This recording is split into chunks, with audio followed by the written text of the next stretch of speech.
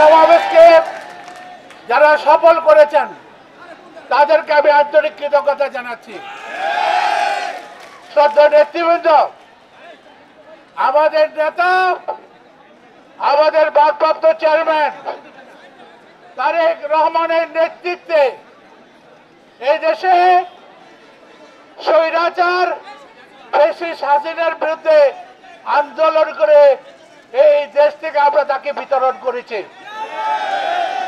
আজকে তাই আপনাদেরকে মনে রাখতে হবে, এই দেশের মানুষের শান্তি শৃঙ্খলা, এই দেশের মানুষের জীবন সুন্দরভাবে গড়ে উঠুক, এর জন্য তারেক রহমানের নির্দেশে আমরা এই সভার আয়োজন করেছি।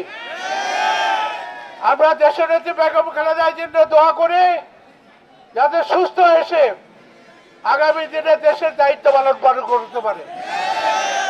আমাদের নেতা, আমাদের ভারপ্রাপ্ত চেয়ারম্যান তারেক রহমান দেশে ফিরে এসে এই দেশের নেতৃত্ব নিয়ে এই দেশকে আবার উন্নয়নের ধারাকে অব্যাহত রাখতে পারে সেই তৌফিক দান করেন।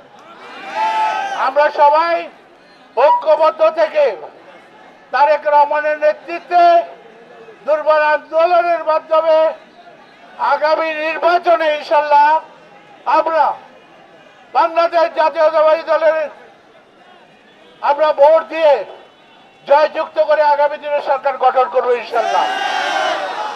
আমি আপনাদের কাছে অনুরোধ করব, এই ঢাকা পাঁচের আজকের যে উন্নয়ন যা কিছু হয়েছে, রাস্তাঘাট, কালভার্ট, ব্রিজ, যা কিছু উন্নয়ন হয়েছে, প্রত্যেকটি উন্নয়ন দেশনেত্রী বেগম খালেদা জিয়া এবং আমার নেতৃত্বে হয়েছে।